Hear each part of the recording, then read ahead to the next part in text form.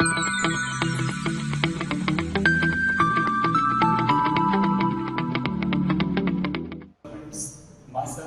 Rahul Thakkar, I am associated with LJ Institute of Engineering and Technology.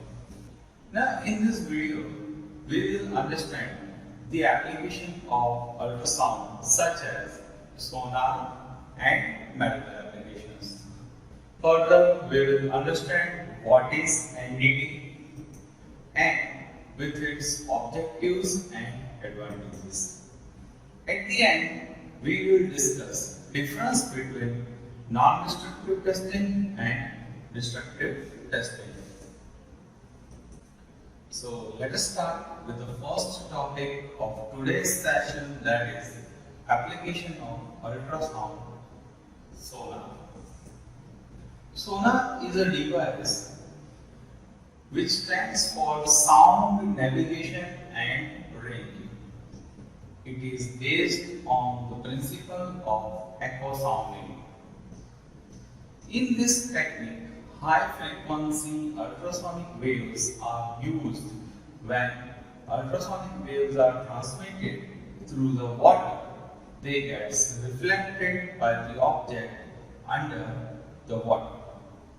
In the absence of the object, the ultrasonic waves do not get reflected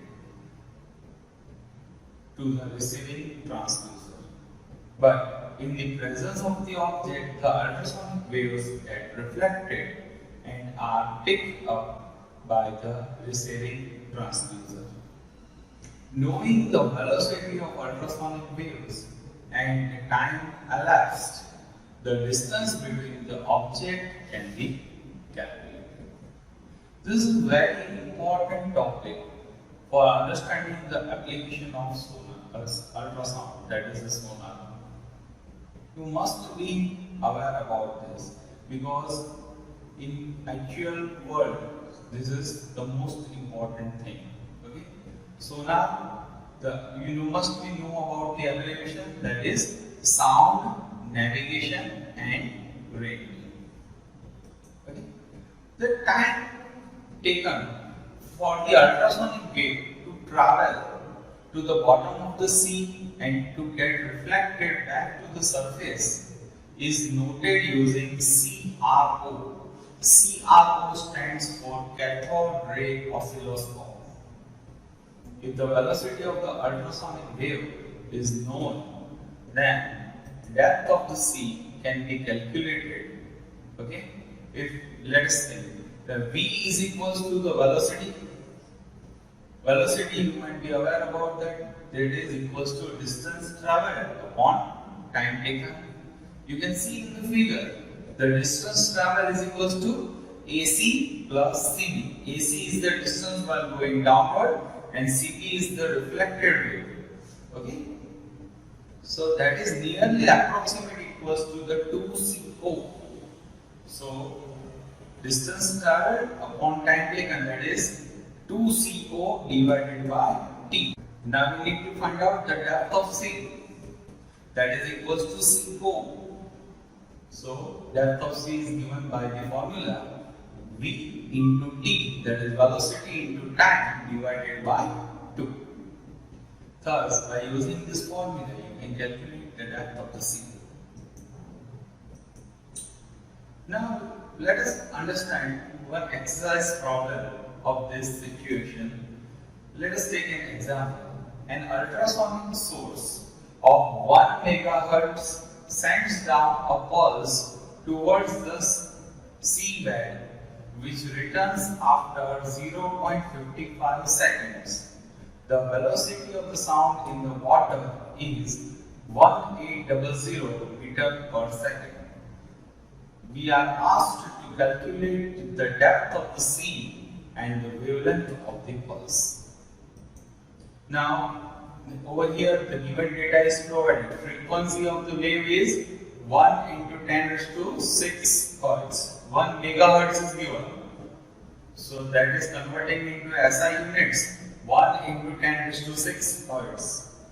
T is equals to the time taken. It is given in SI, that is 0.55 seconds. V is the velocity of the wave. that is 1800 meter per second. Now we know the formula, depth of the sea is equals to velocity into time divided by 2. So by using this formula, velocity is given, time is given. Using this formula, you can calculate the depth of the sea. Now, further we are asked to find out the wavelength of the pulse. Now we know that V is equals to F lambda. V is given as velocity, it is provided 1800 meter per second. F is the frequency and lambda is the wavelength. Making the lambda as a subject, wavelength of the ultrasonic wave can be given as V by F. So this is how you can calculate the wavelength of the ultrasonic wave. Now we shall discuss the medical applications of ultrasonics. So first medical application is the diagnosis application. Okay.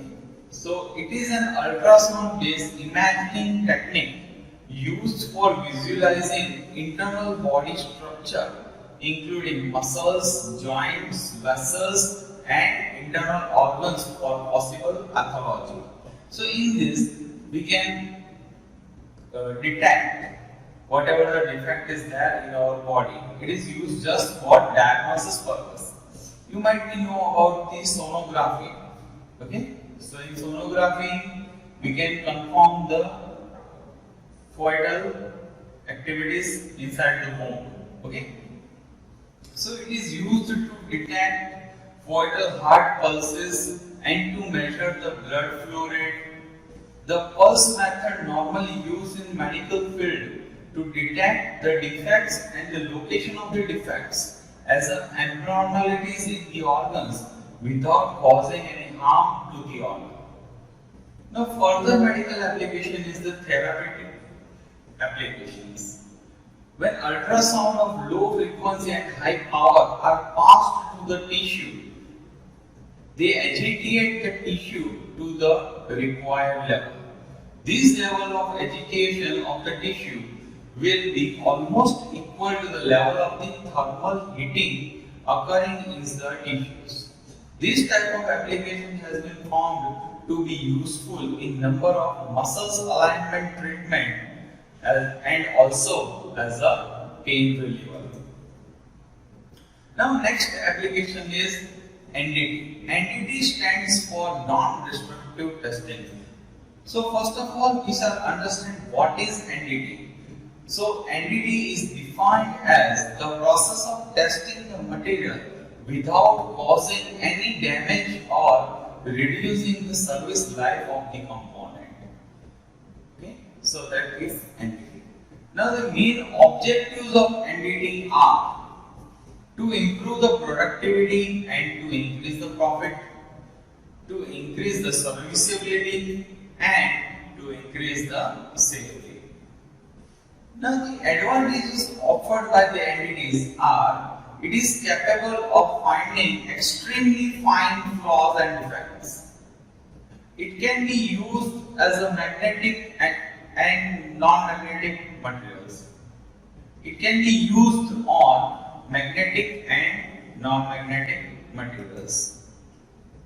Small objects with awkward shapes and profiles can also be inspected.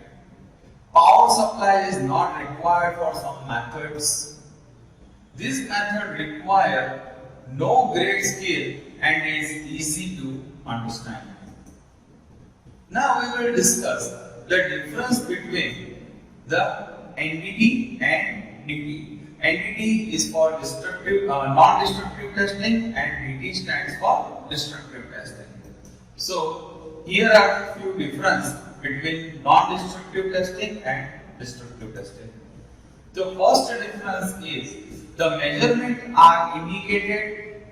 The first difference is measurements are indirect and reliability has to be verified in the case of NDT. While in case of destructive testing, measurements are direct and reliable. Second difference, the tests are conducted directly on the object. And whereas in case of destructive testing, tests are not conducted directly on the object. In non-destructive testing, most tests are fast, while in case of destructive testing, time consumption is very high. Usually, qualitative measurements is done in non-destructive testing, and in destructive testing, quantitative measurements are done. And the last is the service testing is possible, and in destructive testing, in-service testing is not possible. Okay, that's it for today, guys. Thanks for watching.